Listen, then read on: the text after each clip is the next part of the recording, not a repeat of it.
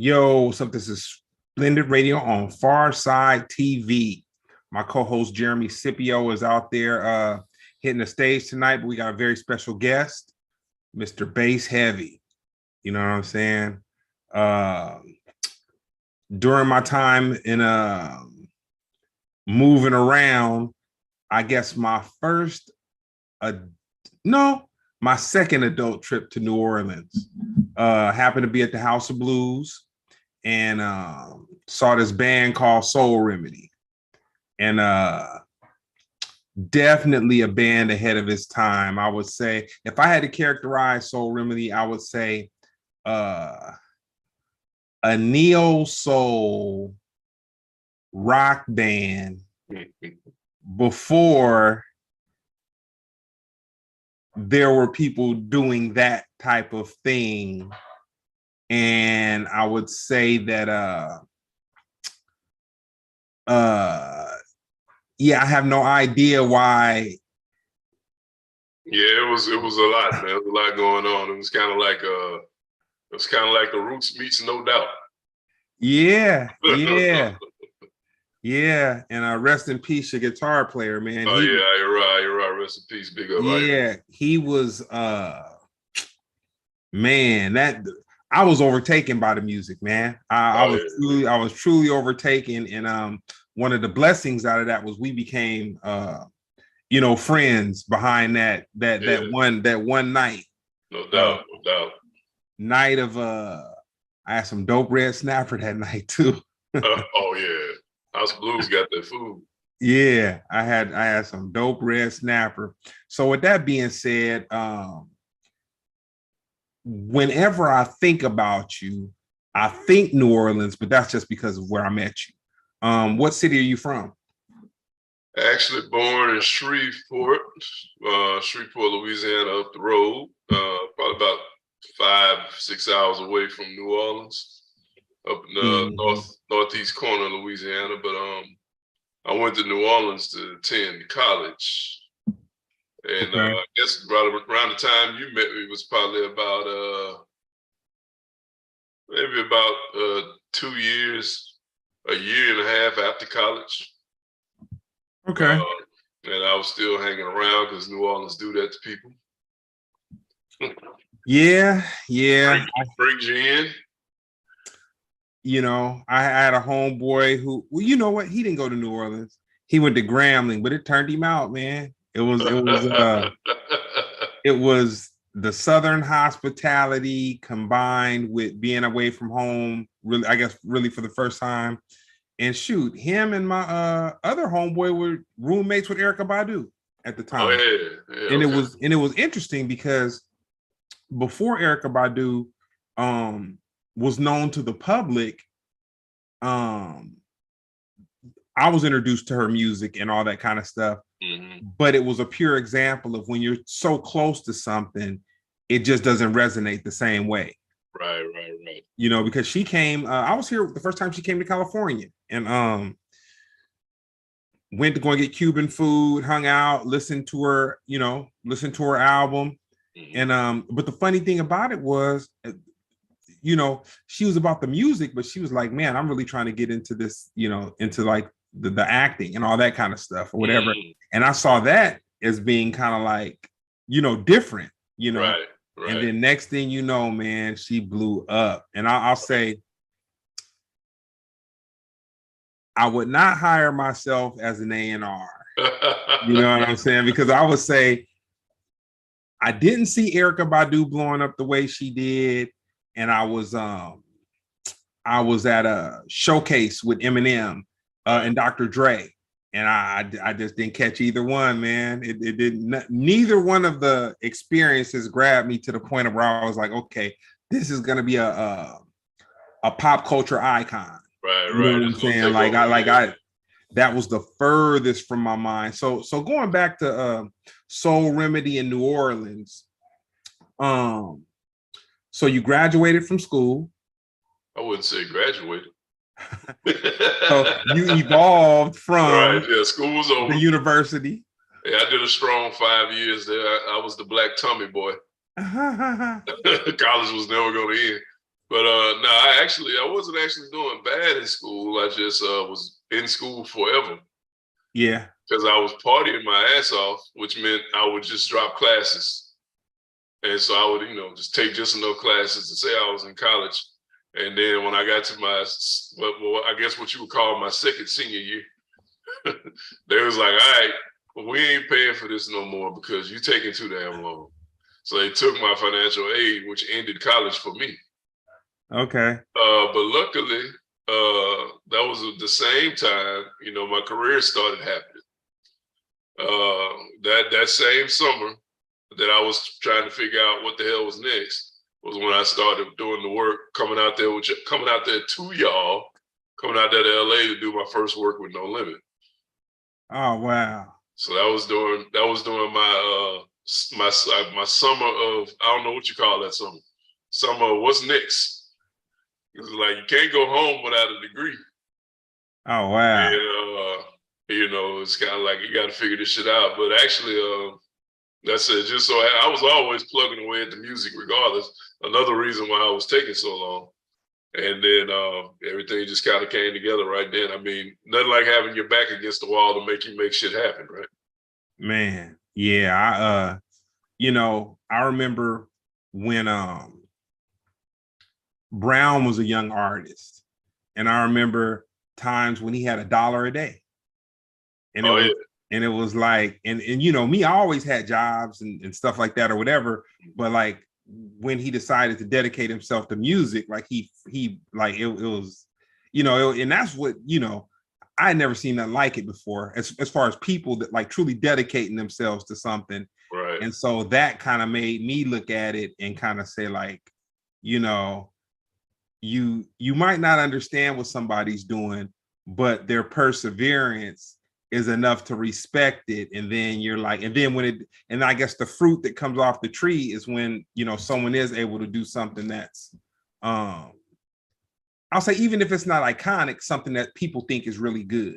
Right. You know what I'm saying? Which with you, so when I got the Soul Remedy demo and I was going through stuff with you on it, explain your roles in the band Soul Remedy. Remedy, man. Shout out to Marla B and T Rose. R.I.P. Remedy was already together before I got with it, man. They were trying to, they were all vibe. They were all vibe. T Rose, the drummer, is an actor, so he was always acting. So the band was a labor of love for him. And then they got Ira and Marla were the two that were the most serious about it. And, neither one of them had a lot of experience on like a formal music level. It was all vibe, Like they were neither one of them were like classically trained musicians or any of that kind of stuff. And I bumped into him, man, at a poetry set and heard him. And, they had a bass player with him or what have you, but he wasn't, he didn't last long. And so when I stepped into the band, it was kind of like to kind of glue everything together, to kind of organize it, arrange everything. I was kind of like the Quincy Jones and the bass player at the same time. The interesting thing, Ira, he reminded me of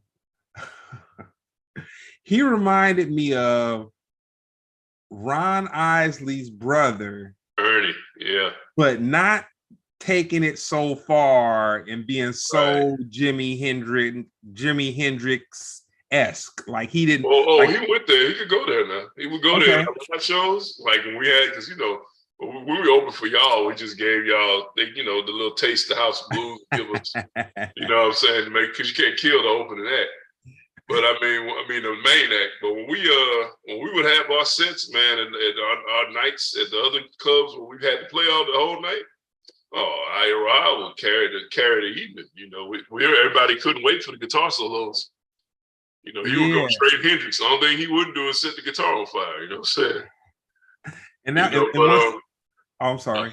When you look at Ira, you got to mix Ernie and Hendrix, and then you got Bob Marley, right? And the reggae influence, all of that was in there too. But definitely a lot of Ernie, a lot of Hendrix, which Ernie learned from Hendrix, right? Yeah. And, Hendrix was in the Isley Brothers. They gave him his first Fender. Hmm. But yeah, man, he definitely had those influences. Yeah, no, man, I got excited talking about it a minute ago. I was just like, man, it was so mind blowing to me because it was neo soul. I'll tell you what, you guys were similar to what they did with Reese. Oh but, yeah, it was funny. I remember back then we were vibing on trying to link up with Reese. Yeah, no, you guys had that it was the you guys were in the, to me, you guys were in the same vein of music. Like if there were to be a genre, then I would say like that was you guys were. It happened organically, right? Like T Rose is New Orleans, like through and through. And New Orleans, and he's our drummer, so that worked out because the New Orleans drummer is the most sought after drummer in the universe. You know what I'm saying? Michael Jackson's drummer, Sugarfoot, is from New Orleans. All rock and roll's best drummers were from New Orleans because rock and roll was first recorded in New Orleans at Cosimo's studio. Little Richard and Chuck Berry, all those cats recorded in New Orleans, and they always had New Orleans session musicians to play on stuff. So the New Orleans drummer sound is just as American as apple pie. So we got him on drums, and then we got Ira with all those influences we spoke of. And then here I come. I'm jazz based. I come from jazz and I come from the church, which is my foundations. But I'm also a student of music in general. So, I'm throwing everything in together. And then when I saw the band at that time, I envisioned one of my favorite bands in the world was one of you guys' label mates was the Brand New Heavies. Oh, okay. And the Brand New Heavies was in New Orleans a lot. So I kind of saw us as like the next generation of the Brand New Heavies, you know what I'm saying? So I would always try to like make sure, we would all throw stuff at the wall to come up with ideas when we were in the creative process, but then I would like come behind those ideas and try to like tighten it up, to make sure it was like polished, that it was like presentable. Like, okay, now look, this is going to be the intro, this is going to be the verse, this is going to be the bridge, structure everything. So that it like, it was a song. That was kind of like what my role was. Like I was quality control. Yeah, and one of the things that I enjoyed was and I had no idea of, well, you hadn't messed with them yet, but your drum programming. Yeah, and so a lot of things is going on simultaneously, man. It's funny you should bring this up because had I not gotten so good at programming drums, I think T Rose wouldn't be such a great actor. Shout out to T Rose. T Rose is like, right now he's he's in the Marvel universe, man. He's in all these Netflix. What is it? It's a show on Netflix called I forget the name of the show. It's over Out of Bounds. I forget the name of the show. But he's in all kinds of things, man. Every time I look up at a movie, he's in it. And but yeah, I was always working on my drums, programming and beat making and production stuff simultaneously. I started working on that stuff when I was in the dorm. But to be honest with you, my drum programming absolutely sucked. When I first started, I mean, no matter how hard I would try, because I had the wrong approach. I kept trying to approach the drum machine and trying to make it sound like real drums. And the drum machine is not supposed to sound like real drums. The drum machine is supposed to sound like a drum machine. So I credit, honestly, I credit just honing in on what was working and studying it and figuring it out, before I got out there, and I figured it out just in time. I would listen to Manny Fresh. I would listen to KLC from the Beats by the Pound because I was in New Orleans and these were the two top producers in New Orleans at the time. And I would just study it and be like, what is it? What's going on with these patterns? Like, what's going on? Because before that, I would go to the drum machine and try to mimic what I heard drummers do. And, they would come out sounding so soft. You know what I'm saying? So it sound like a Kenny G record or something. It was just wrong. And everybody would listen to my beats and go, man, that's musical, dog. That's real pretty. was the last thing you want to hear when you try to sell some beats to some rappers is that your beat is pretty. So it took me a minute, man, to like get it down where it's like, okay, yeah, okay, I see how you swing it, and you know, sound selection and just different cadences and patterns to make sure that it's knocking, you know. It's like you want it to be felt, you know, so you want it to be knocking, but you also want it to feel natural, you know. So it took a while, you know, to get that, but I finally got that down, man. Our first stuff, we had recorded the album with all live. Live drums, bass, guitar, and just the way we perform, we record the album that way. It was like a live experience in the studio. We all playing at the same time. There was no click track.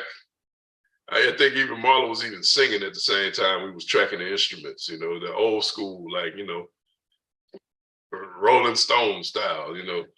And, you know, that was cool, but it wasn't really marketable. You know, and we realized that when we got done with it, it was kind of, and that's kind of the way it was treated. It was kind of like a cute little album. Oh, look, the band went in, they recorded the stuff they do, you know, but it wasn't a record. It wasn't produced at all. So like from that moment, I was so kind of disappointed in the way that experience went. I kind of like made a personal quest to kind of like make sure that everything we did from that point on as a group would be kind of polished and, you know, well put together. So I mean, one of the first things that I did, I took my own money and like got some studio time to like just try to produce one song, just to see what it would come out like with the drum machine. And it came out pretty good, you know. And that was all at the same time when I started doing the stuff with No Limit and making a few dollars here and there. So I got my own studio together. So then we started recording more in my studio instead of having to go rent studio time and this and that. And I was doing other projects with other bands that was around town and producing their stuff, because people started hiring me to produce their stuff. And I remember one day, going back to T-Rose, I remember him looking at me one day being like, damn, nigga, you doing all the drums in the machine. Like, you don't need me in the studio no more. And I was like, well, I'm just trying to imitate you, dog. But it wasn't long before that. Our team was like, man, look, I'm out. Y'all get another drummer. It wasn't nothing mad, anger, or nothing like that. He just kind of like, well, man, y'all good. Y'all got this. I can feel comfortable now to focus on my own stuff, you know? So tell me this. How do you end up working with your first New Orleans-based hip hop artist? Okay. It was definitely a shift, right? In energy. Hip hop artist, rather. Right, because you gotta understand at that time, I had like a different we all did. We had like this different definition of what was hip hop and what was rap. Right. And, you know, and all my homies, if they was on here right now, you know, if they was in the chat or whatever, they'll tell you, you know, a lot of people considered me like a hip hop snob, so to speak. Like I was real, like critical of what I considered hip hop and not hip hop. You know what I'm saying? So I'd be like, because I would DJ a lot of stuff around the campus. And so I would be like, I ain't playing nothing but hip hop at this party. They'd be like, man, throw this on. I'd be like, nah, that ain't hip hop enough. You know what I'm saying? Because I was like hardcore, like, you know, in the daylight, and, you know, the Liquid Swords was dropping, and then, you know, and the Purple Tape, and, you know, of course, Pharcyde, and the Roots, and you know, I was, you know, hip hop, Nas, you know what I'm saying? So, and then they would always say East Coast. I'm like, nah, I don't care what coast it's from, hip hop. You know, and so then it was rap, and I was cool with rap, but I wasn't really like into rap like that. It was hip hop. So that was on a local level, that was the same thing. It's kind of like the mainstream artists from New Orleans, like No Limit, Cash Money. We respected them, you know what I'm saying? And we, you know, what they was doing, especially the business side, but like on some like critical, you know, we was kind of like, oh man, that ain't really rap. I mean, that ain't really hip hop kind of thing, you know what I'm saying? So, hey, we would get into these debates, you know what I'm saying? I'd be like, hey, it's cool, but you know, put on such and such. And so then it wasn't long after that I started working with all them cats. And so my whole was like, you sold out. I'm like, I didn't sell out, stupid. This is what I do music for. You know what I'm saying? But so in that, when I first started like doing my beats, a lot of the artists that was coming to me for music was the cats that was like on that backpack hip hop style. You know, they was freestyle rappers, dreadlocks, you know, water bottles, white towels, Tim boots in the summer, you know what I'm saying? Like, it was them cats, cypher cats, you know, and I dug it, you know what I'm saying? So I was real deep into that. And so for me to bump into, it was a perfect transition for me to bump into the guy I ran into, which was Mac, you know, that was signed on Limited Camouflage Assassin, who recently just got released from prison after 21 years.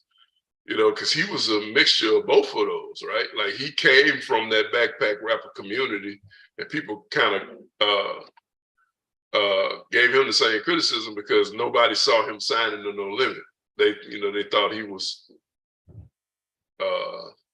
too good for that, so to speak. You know what I'm saying? Not understanding the business. It's like, I'm too good to get a check. You know, so he was always, you know, they kind of stamped him to New Orleans Nas before he got signed, and then he signed to No Limit, and then everybody's like, No Limit, what Mac doing on No Limit, such and such and such and such. You know, it's just kind of like, you know, it'd be like, I'm trying to think of an LA analogy of it. It'd be like, I like the alcoholics signing to Death Row. You know what I'm saying? You just wouldn't see that happening. You know, you wouldn't see Charlie Tuna from that's more of a like with a Death Row chain on, you know what I'm saying? Yeah. Wouldn't connect the two because the styles are so different. But that's New Orleans, you know what I'm saying? And so he kind of paved the way for, you know, cats like me to be able to make those kind of transitions, to be honest. And so I ran into him because he was still rotating in the same circles he had been rotating in before he signed with No Limit, and I was in those circles. And that's what kind of got me on. So he was my introduction to dealing with, like you said, mainstream New Orleans rappers. And then from there, organically, it just kind of kept happening because, like I said, the last rapper I would work with would always introduce me to the next artist I started working with, you know. So I worked with Mac. Mac introduced me to C Murder. And I ended up doing like 5 albums with C Murder. And C Murder, you know, before he got into his trouble, introduced me to Soulja Slim and Mia X. And I worked with Soulja Slim for like 3 records. And then Soulja Slim introduced me to BG because they grew up together. And then me and BG worked on like 5 or 6 records. You know, and then I did a record that never came out with Mia X. As a matter of fact, I just spoke with her a couple of days ago. We're talking about finally releasing that material. Oh, wow. And, you know, through Mia, I met, you know, other people, you know, and because that album had features with Snoop Dogg that I produced, Devin the Dude, Betty Wright, KRS-One. Lil Jon, all these people were on her album. It just never got released because of politics and stuff. And then, you know, working with BG, you know, again, just networking and pushing material that I'm doing with all of these different artists is being heard by the city and everybody else. And so the reputation spread even all the way here to Houston. Because when I got here to Houston, you know, I worked with Zero here to Houston, and he was a fan of all the stuff I was doing with, you know, all of them, you know, so. And did you question, to spin it back a little bit, did you understand who Manny Fresh was when you were in the studio with him, like the first times being in the studio with him, understanding like, you know what, this guy, because me looking at Manny Fresh, I see he's like I'm not gonna say he's the most sophisticated techie guy, but like he did know how to make the equipment work that he was working with at the time. No. misconception about Fresh. He actually is very techy. Okay. He's not so much on the computer side, but on the machine side, very techy. But yeah, I absolutely 100%. I mean, and going back to the the way that timeline worked, I met Mac and Manny almost at the same time. But then it's like the timelines break off. That was 1999. In the 2000, right? Right as Cash Money is like taking over the damn world, I met Fresh. And we linked, and we were supposed to start working on music then. But the No Limit Cash Money, friction, right? And there was never any friction between us. It just was, they was over there and we were over there. And so I ended up on the No Limit side of things. I was working so closely with C Murder. And they were that serious about it though? No, it wasn't even about you can't talk to them. It was that it was so much work to do. It was very different from now where you gotta lift up a rock to find work. The budgets were there, the deals was there, it was artists everywhere. So he was he was sitting at Cash Money, the only producer, and he got to produce everybody's records. You don't have time to fuck around with anybody else. Okay. And the same thing was going on in No Limit. At the time, I was one of 5 dudes making beats, and No Limit had way more artists than Cash Money. And so it just was, once a camp got you in, you didn't have time to go and fraternize with anybody else because you was too busy trying to get projects turned in. Will we see any secret albums that, or I'll say this, have you heard whispers of any secret albums of people from that time period that were able to do some music together? You don't got to mention no names. Yeah, well, let's just say, a lot of people was coming back into the world, and a lot of people in the past who had, careers that all lined up, who knows what could happen in the near future with everybody being back in the saddle. Yeah, and in a different headspace. Right. It's a lot of talks going on right now.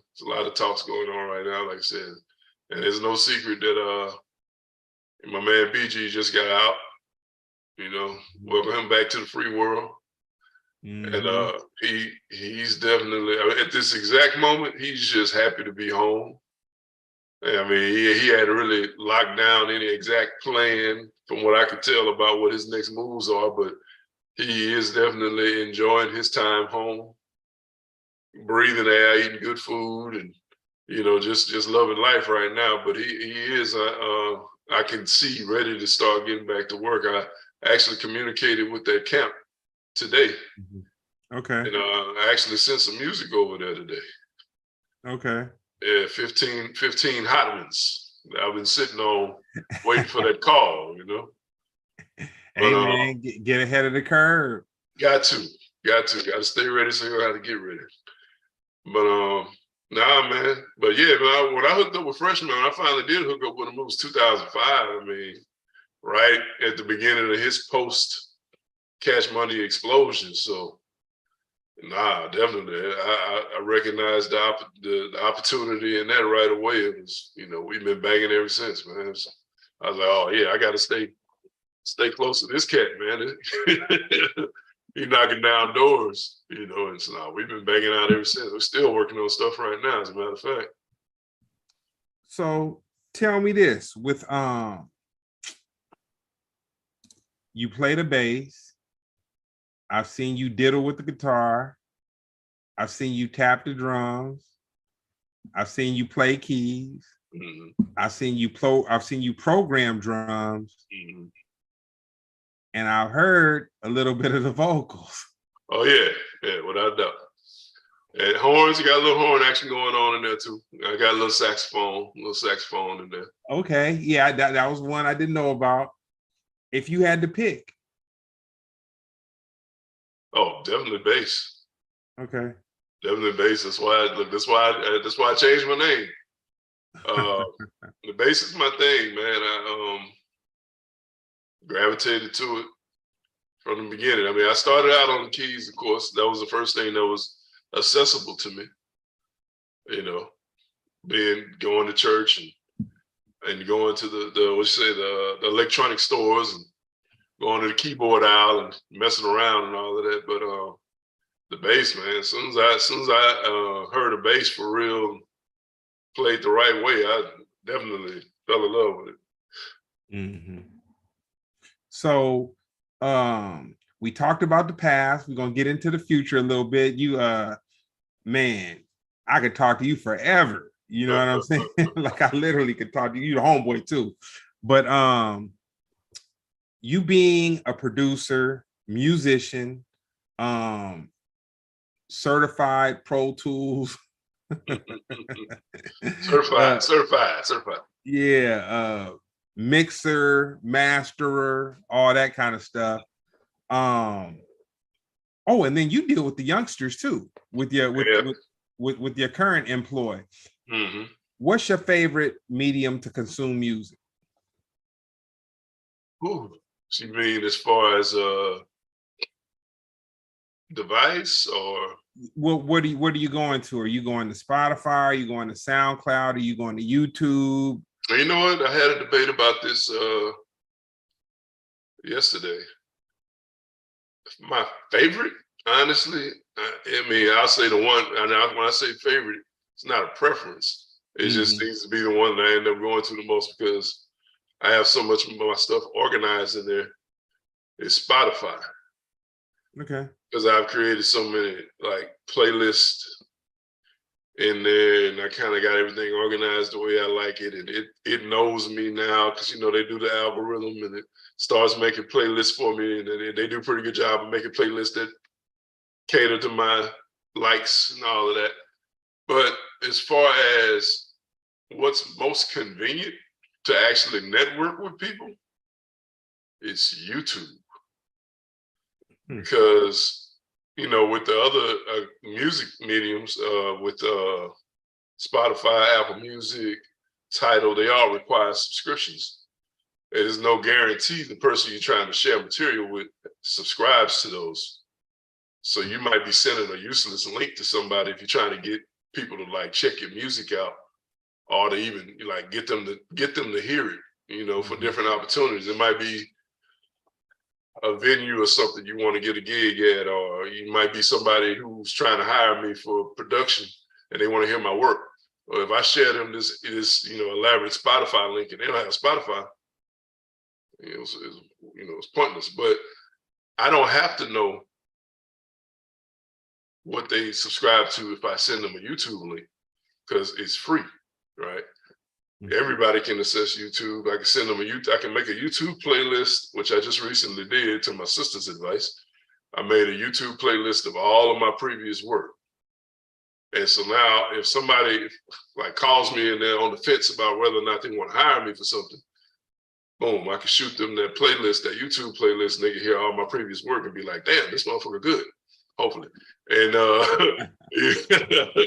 you know, so I know that's just the best way to like make sure that everybody who you're sending your stuff to can hear your stuff. Plus the other perk to that, and this was the what takes it over the fence. YouTube actually pays more in publishing than the other streaming sites. Oh wow. Yeah, YouTube actually, their revenues actually pay more now since this year. They did the Congress passed a bill as it relates to music licensing at the end of last year. And it bumped the rates for YouTube's.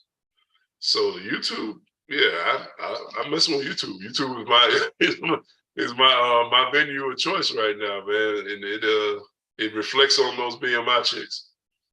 I'm so prehistoric. YouTube is really that's where I'm like finding a lot of music and listening to a lot of music. Yeah. You know, Instagram, due to their algorithm, which is all just kind of scary because, and that's really another part of Instagram's algorithm is so quick. Like if you, they learn you, man. They learn your behaviors. They learn about it. But that's what I'm saying. It's a short-term behavior learn, because it's like you could go on Instagram right now and like a video about cooking chicken, and you go to your Explore page 5 minutes later, and your whole page is just chicken. But all you got to do is like 5 different kind of videos after that, and it's gonna change right again. Dude, I will hold back on liking something because I know that once I like it, I'm gonna be flooded. It's just that's just where it's gonna be, man. That's just where it's gonna be. But for the other side of the coin, it's also turned me on to a lot of music that the way that I like to hear music, it's brought that into my feed where I'm starting to see bands and I'm starting to see musicians who are creating the type of music that I like in a contemporary way. Because I'm kind of old school, man. I listen to disco, house, older hip hop, contemporary hip hop. I've struggled with it a little bit, Yeah,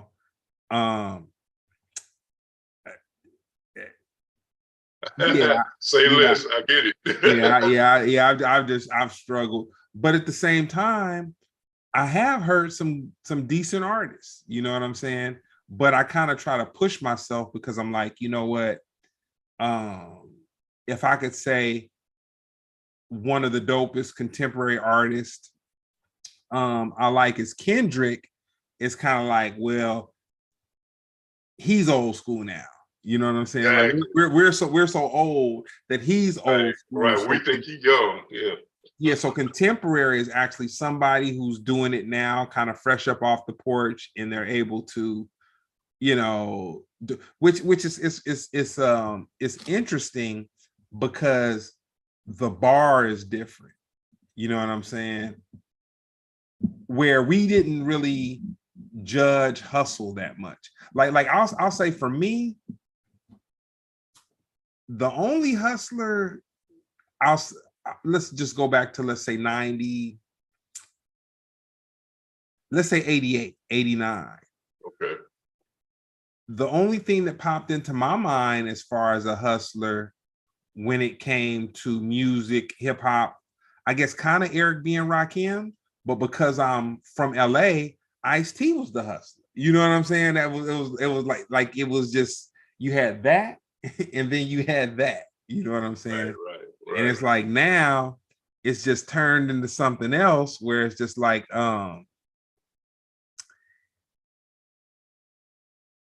people are putting a lot behind, like trap music was one thing. And what I can say about trap music, the drums were tight most of the time. You know what I'm saying? So you could, say that, and that's something like I could relate to. But with the drill music, it's just kind of like, but you know what though?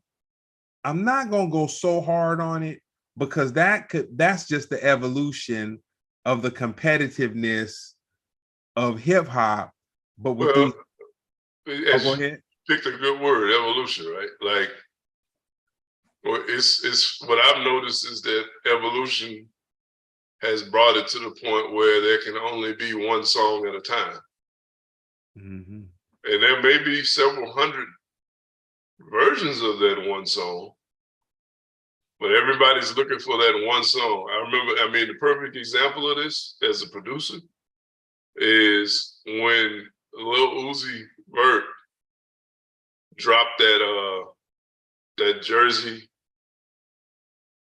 house beat song where he doesn't rap it off. He just goes, damn, I just want to rock. Yeah. Hey man, every A&R, every beat site, everybody that got in my inbox, every email I got that had a beat search, everybody's looking for Jersey style beats. And guess what? We only have one example of what that even is. So you're talking about thousands of producers out there trying to recreate the same beat. And that's just what it was. And before that, everybody wanted, like you said, drill was the next. Drill's almost dead now because of the Jersey style house beat. but it was drill. So everybody wanted the same drill beat. And but guess what? We didn't have one song that was an example of that, but we had one album. And that one album was Pop Smoke. Okay.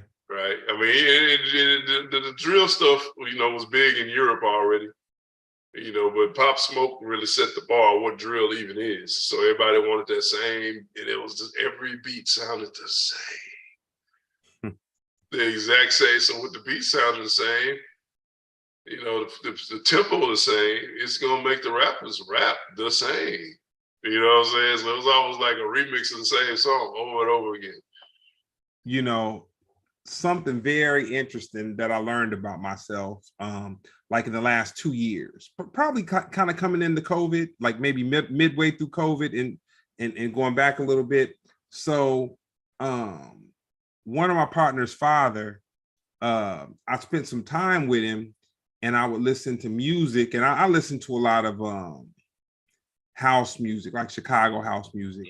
And at the time he was around me, I was listening to some Chicago house, but I was kind of the same way when you start to dig through records and go through all that kind of stuff.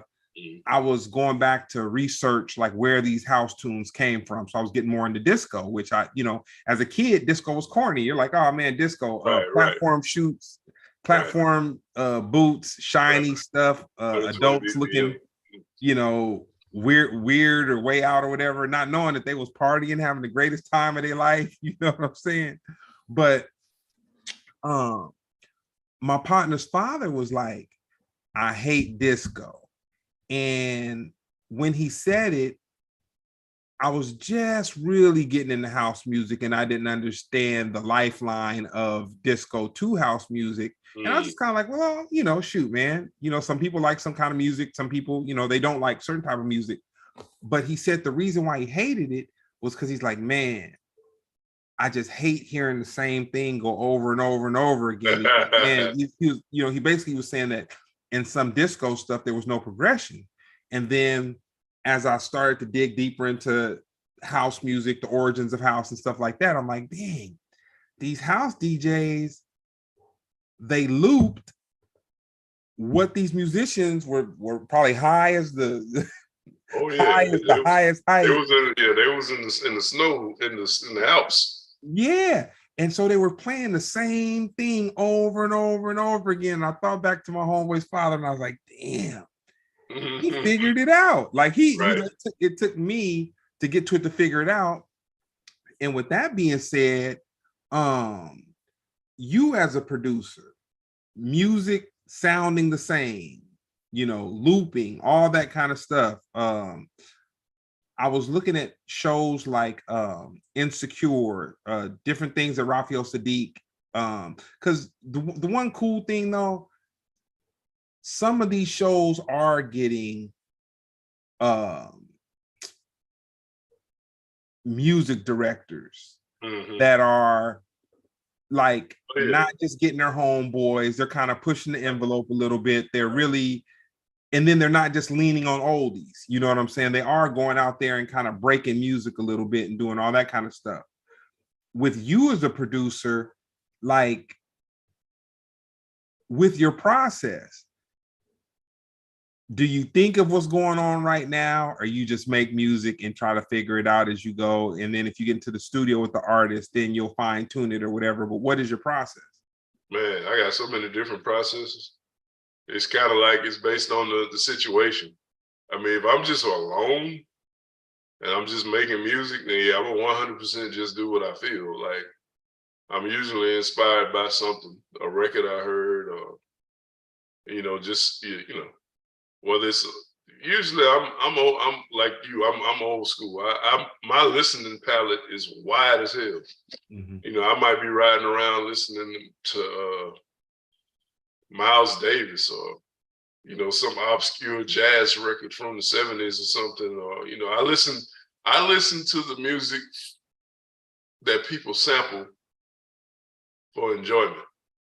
A lot of people sample material is my actual playlist. Okay. So and I do that to stay inspired. I'm mostly inspired by the source than I am by the product. You know, by listening to today's music, like, which I do to stay like educated on what's happening, but that's kind of how I'm listening to like right now music. I'm like listening to it with an education ear. Like, okay, this is what we're doing. Okay, that's the tempos we on. Okay, that's the hi-hat patterns we liking. All right, bet. And so I kind of compartmentalize that, and then I go to what I feel like is the ingredients, you know, like the root. Like, you can't get it, no matter how many times hip hop has evolved, there's certain elements that just will never go away. You know, you're not gonna get rid of the James Brown drum. The funky drummer is gonna be in hip hop for the rest of the, you know what I'm saying? You're not gonna get rid of that. You're not gonna get rid of synthetic substitution. That ain't boom, boom, cha, boom, boom, boom, boom, cha, boom, boom. That ain't going nowhere. It's certain stuff that ain't going nowhere. And so it's like all of that root, you know, in New Orleans, we make gumbo. The first thing you got to do is, you know, you got to put some grease in the pot and let it get super hot. And you got to pour some flour in there. You don't even put no seasoning in there yet. That flour and that grease, it got to go in there, and it got to turn peanut butter brown before you start throwing all the rest of the shit in there. I'm about the root. You know, so I stay listening to the root, you know, the stuff that even inspired us to even want to make this kind of music, whether it's R&B or hip hop. I stayed searching for that root. So I'm always looking for, I'm crate digging, like you said, on YouTube, I'm crate digging. And, you know, I got different sources I'll go to find out where samples are from certain records that I just love. Mm-hmm. And then I'll explore more music from those artists that got sampled, you know. Well, you know, those artists, you know, just those deep-rooted artists, you know, the Willie Hutches and the Curtis Mayfields and the Ronnie McCrae's, the Ahmad Jamals, Ahmad Jamal, you know what I'm saying, all those different things. And I just vibe out to that stuff. And I kind of like explore what it is about the portion that Dilla sampled, or the portion that Ali Shaheed Muhammad sampled, or the portion that Prince Paul sampled that made it fly. Right. And then when I create, I try to recreate that energy from that sample, but me playing it. Okay. In whatever genre it is. You know, if I get hired to do an R&B song, if I get hired to do a trap song, if I get hired to do a hip hop song, for me, it's always about throwing some of those elements in it to make it hot. If that makes any sense. Oh, for sure. Spinning the record back a little bit, the exodus from New Orleans, Katrina. When Katrina happened, where were you, and how long did it take for you to realize that it was something that was pretty serious? Man, I was blessed enough to be from Shreveport and not from New Orleans that day. You know, as far as my roots and, you know, my family, and, you know, I feel my heart goes out to the people who had to like be concerned with their whole like bloodline's safety. I didn't have that burden, you know. It was just me and my lady at the time and my studio equipment, really, you know. And honestly, I had my studio at the time was at a part of the city that didn't flood like that. It was on the West Bank. My house was right in the middle of the flooded area in a neighborhood called Gentilly, which is right by the lake. So it was deeply underwater. But luckily for me, I didn't keep any of my like music stuff at the house. I had a separate, the studio was separate from where I lived. And so all my hard drives and, you know, my beat machines and outboard gear and mixes and all that stuff was not affected at all. I was able to go back down there shortly after the storm and grab all of that. But as far as the day it happened, it's funny, like the day before it happened, 2 days before it happened, I was in Baton Rouge. And I got called up there to play a bass line for a Bun B record with my homie KLC from the East by the Pound. He called me up there to play some bass for some tracks he was submitting to Bun. And so I spent the night over at the studio, and Kev woke me up. My boy Don, full pack, he woke me up the next morning, like, say, bass, you might need to hurry up and get back to New Orleans, brother. Like, it's about to go down. And I turn around, look at the screen, and the whole screen was just a big ass hurricane graphic. I had never seen a hurricane that freaking big, headed straight to New Orleans. I was like, oh shit, okay. So hop in the truck, but I'm headed back to New Orleans so this is now the day before the storm hits.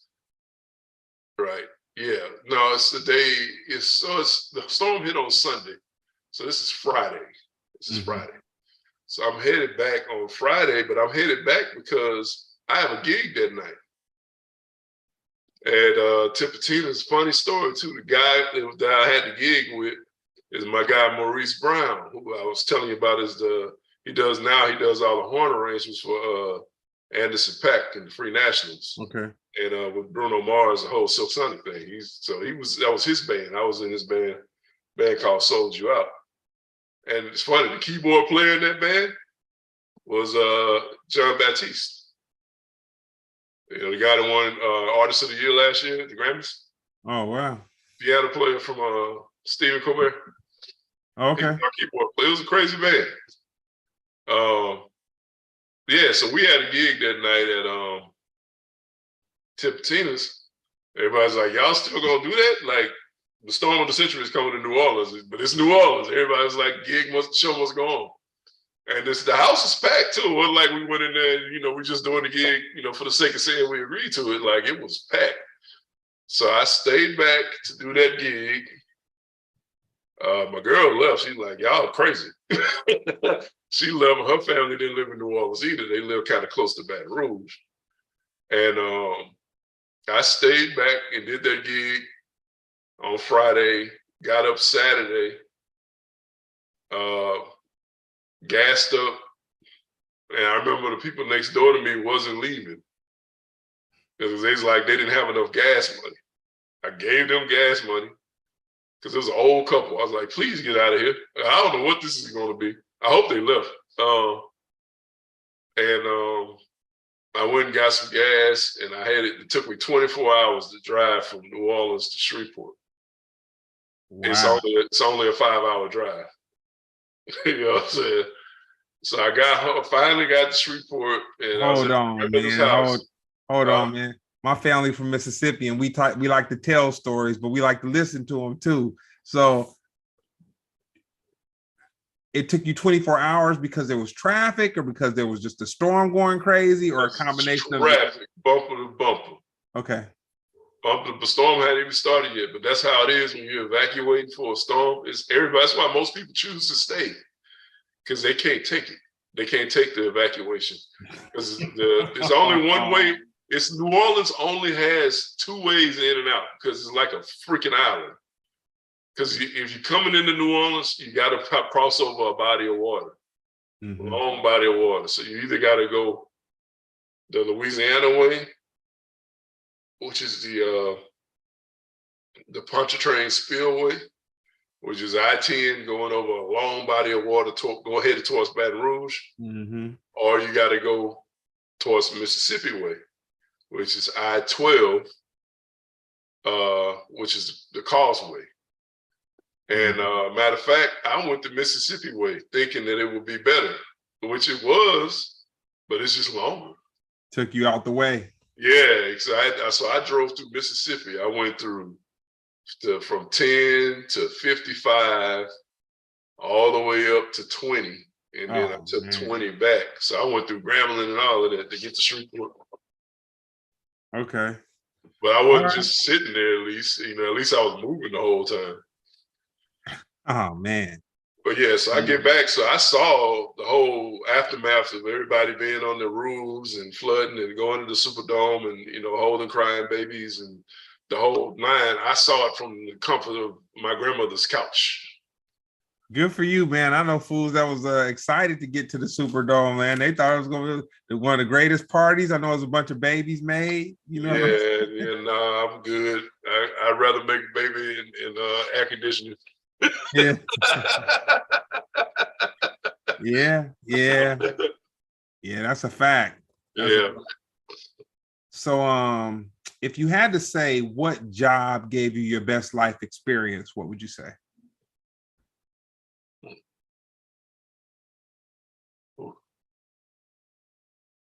I mean, definitely, I've attained my most experience as being a musician. Okay.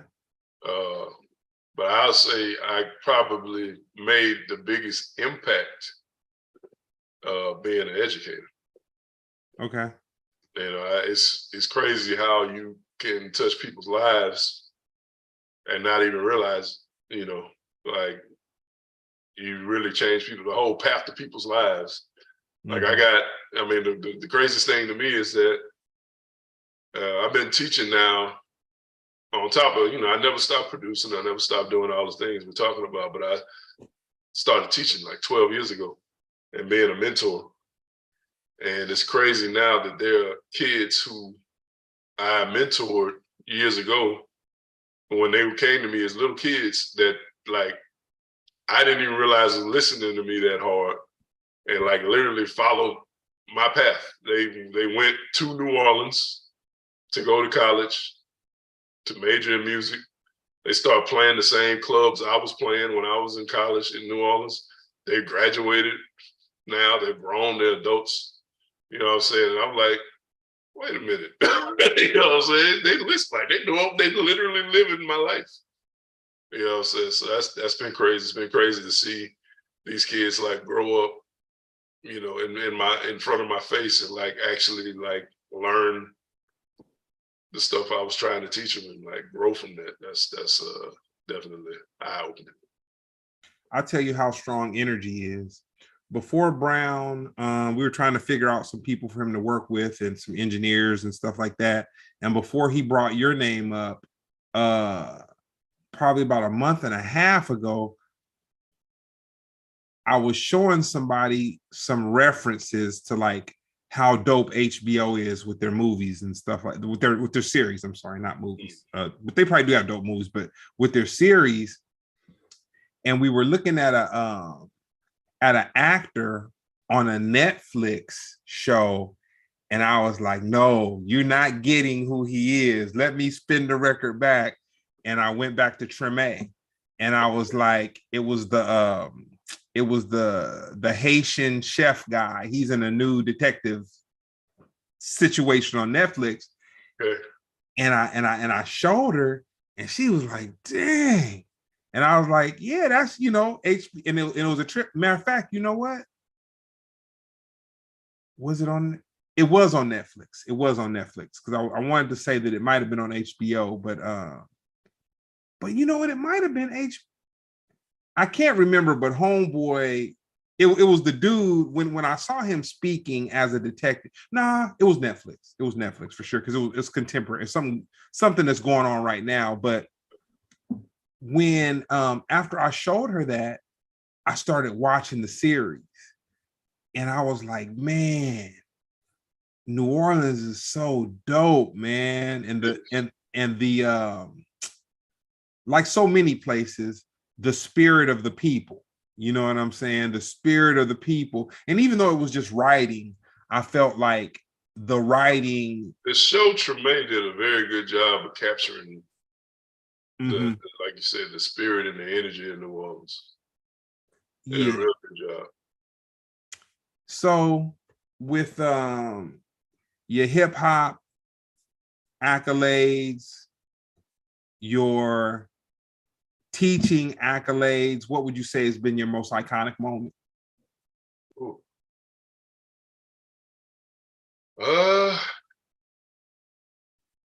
Iconic. Oh man, there's been a lot of moments.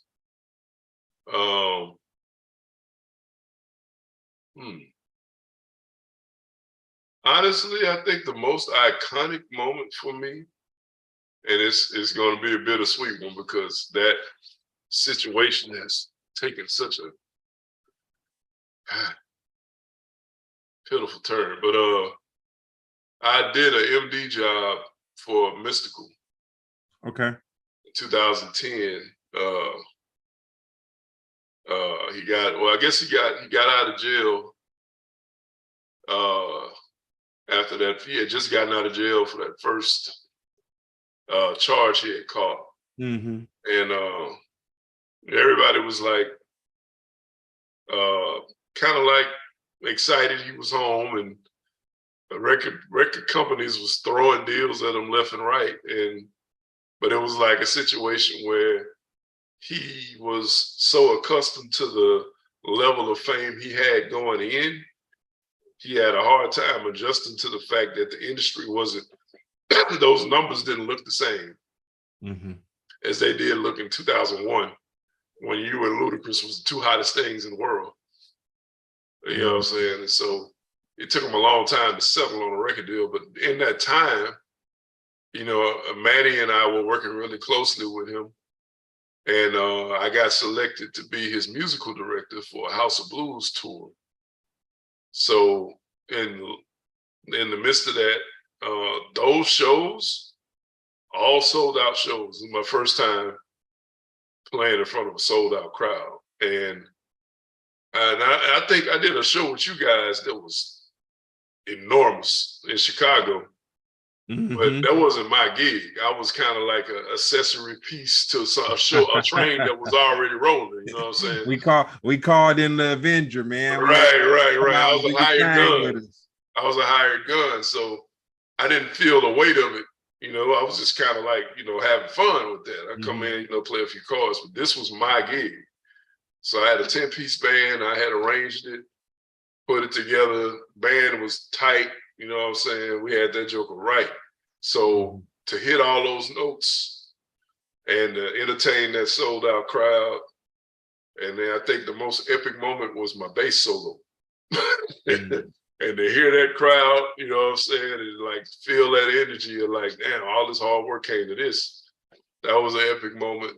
That, and also intertwined with that, was I co-produced a record for him during that time called Hit Me, which was one of the only songs he released during that time period with and it was KLC and Don Juan Full Pack. And you put it out, and the internet went crazy over it. And I remember Questlove making a post about it saying, "Have y'all heard this new Mystical song? It's Bananas." And I was like, that's me. Questlove said this song I did is Bananas. You know, that was a feel-good moment too. All right. You know, I would have to say one of my favorite contemporary bass players right now, and purely from a place that he's so dope that when he plays with people, they just let him go. You know what I'm saying? Which you know, you have to be Thundercat. Thundercat? No. Okay. What we got? Bubby Lewis. Okay. I'm feeling Bubby, man. I'm not hearing too much of his original music, but the way that he's playing with Snoop, man, and he's playing those songs, I'm like, dang. Because the thing about it is, I'm not sure if he plays a 5 or a 6 string bass, but I like to see bass players that have all those strings, that truly play all those strings, and it's like they're playing a bass and a guitar at the same time, like they're playing their instrument. Right.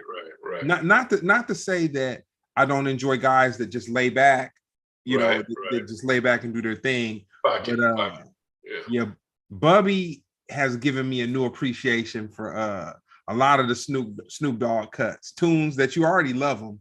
But seeing him play, I think he's a really talented guy. And then shout out to Mono Neon. You know what I'm saying? He's a prodigy. You know, he's alien. he's definitely a prodigy. You know, he played with Prince before you know, all that. Speaking of that, you being an educator, mentor, if you had to put a number to it, how many prodigies in the 12 years that you've been educating and mentoring, how many prodigies do you think that you've come across? Well, you know what? It's funny you should say that, because a lot of these kids are prodigies in their own right. Like, okay, they're not so much musical. Great answer. Because I don't. That's the thing. My program isn't necessarily just catered towards music, and so it's not. You know, it's, unlike things I was a part of when I was that age, it was kind of like you auditioned for this. This is a performing arts situation, and you know, there's like this standard you got to uphold to like continue being part of this program. You know, what I do is a nonprofit, you know, and it's kind of like a community based, like, keep kids out of trouble thing. And yeah, so a lot of the kids, man, honestly, never cease to amaze me. All prodigies. They all prodigies under the tutelage of Bass Heavy. But I mean, I definitely, you know, shout out to Lil Bree. I mean, she's the one that that came through and just took to what was being taught to her and just turned it into her own thing, you know. But I was also privileged enough to have some kids that came through that were already performing arts space. And two of those are the two I was speaking of who went on to go to college in music and graduated. So they're further credentialed in music than I am now. You know, both of them went to Loyola. A shout out to Clinton and Pipe with Pipes. You know, they went to HSPVA, which is the Performing Arts School here in Houston. Okay. They also came over to us as well, and they went on to spread their wings. Excited to see what they're gonna do. The best advice you've ever been given? You know, the best advice I've ever been given has not been said, it's been shown. You know what I'm saying? I've had the privilege of hanging around very successful people. And you know, I call them my big brothers, you know, shout out to Manny Fresh and KLC and, you know, Don Juan Full Pack. And, you know, I was blessed enough to have an old generation of producers that was just like one, you know, tier older than me that had already traveled the road that I was trying to go down. And so, you know, I had the privilege of watching them and just learning. You know, us as men, we don't talk. I mean, it's example, right? You know, do what I say, don't do what I do. And, you know, one of the lessons I say I learned the most, you know, especially watching Fresh, is that go with your first mind. Like, that's the one thing I noticed with this cat when I started working with him, is that he does not toil over trying to make an idea work. Like, if it's not magic after the first attempt, immediately move on to something else. Okay. You know, immediately leave it alone. It's not meant to be. You know, don't force it. In other words, don't force it. If it's not happening, accept it for what it is and move on to the next thing. If you had a biopic, what would it be called? Oh man.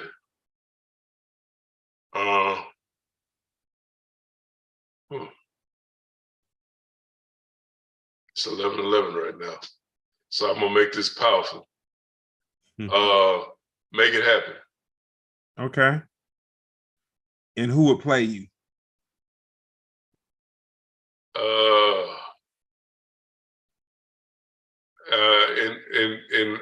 If I was to pick the person, I would pick like maybe the dude that played Biggie Smalls in Notorious Big. But most other people probably picked what's the little blues player, Kingfish. Man, he is so talented, man. He really is, man. He is so talented. Yeah, he killing it. I mean, when I hear him, I'm like, man. You know, and you think you've seen people do everything that can be done with the guitar. Nah, he killing it. I mean, and I remember, it's funny, man, because the first time I saw him, Lil Bree that we just mentioned, went, the organization I run now won an award from the White House in 2015. And Lil Bree was selected to go represent us and accept that award from Michelle Obama. So she went to the White House and accepted the award from Michelle Obama. And there were other programs, there were only 10 programs that got awarded. And his program that he was a part of in Mississippi was one of the other programs. Wow. So he was the person selected to accept the award for their program, right at the same time as Lil Bree. And so that day when she accepted the award was my first time seeing him. And I was like, just look at this little kid, man. Look like my little brother. And he played the guitar at the White House that day too. That was my first time hearing him play. That's dope. Because, you know, there's always a story, you know, there's always a story behind it. It's not just like a meteor came and, you know. Something developed that. Yeah. Nah, that's dope. All right, I'm gonna hit you with the last one, man. So coming up out of COVID, things going from everyone being so far away to people are in like kind of like sensory overdrive with social medias and all these mega festivals going on. And it's not so much about people trying to check the one thing at a time and like so much the independent stuff. They're the way that people kind of consume now as far as live entertainment are these festivals where, you know, you pay $100, $150, and then you see like all the top 40 placing acts and all that kind of stuff. As we move forward, you kind of having your thumb on the pulse of the youth. How do you see like the social progression going in the next 2 years? Do you think people are going to continue and come out more and just become deeper into this whole festival culture of consuming music? Or do you think that there's always going to be a space and a place for the smaller venues and people coming to see the, you know, the people that aren't the largest artists? Yeah, I'm with the second one. I think more and more people are getting burned out. Okay. On the mega fest. Plus, I think also that's generational. I think the kids are more into that mega fest, you know, smoking loud, rolling, whatever type thing, you know what I'm saying? But I think we always ignore ourselves, you know, and the same, just what you want, there's a million other people that want the same thing you want.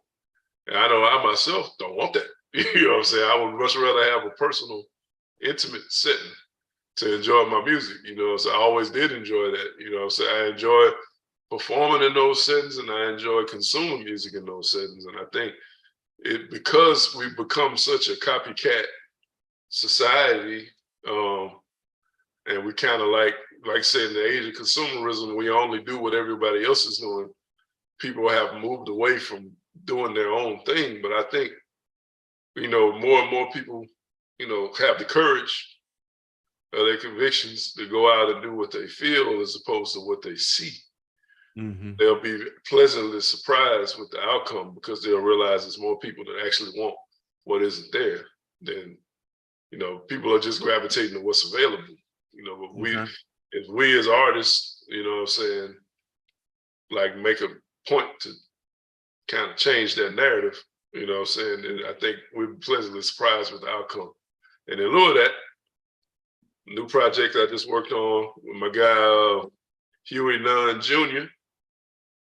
Definitely need to go check that out. It's on YouTube, Spotify, and everything else. That's something we've been mulling over is, you know, with that music, that album is a project for me, a labor of love of all the kind of music I don't hear. You know what I'm saying? All the kind of music we don't hear. You know, it's like we love it. And like you said, when you asked me the question about where do I go listen to music, and it's Spotify because I'm going back to listen to the stuff that I like that I can't hear anymore. You know, and then when you do go to search for new music, you're searching for new music that gives you that old feeling. but it doesn't really exist much. And, you know, because like I said, a lot of people don't have the courage to create that kind of music because they don't think it's going to be competitive.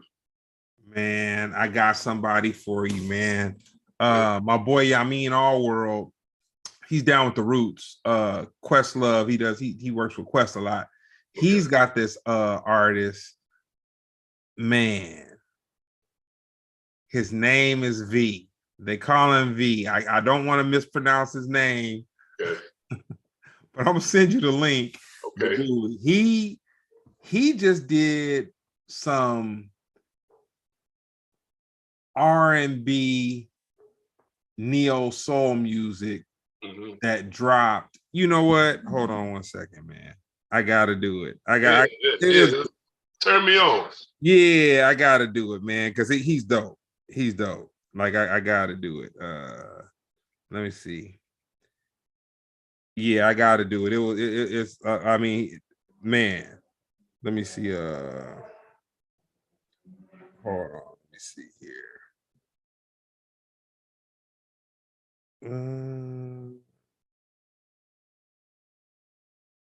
Dang. This is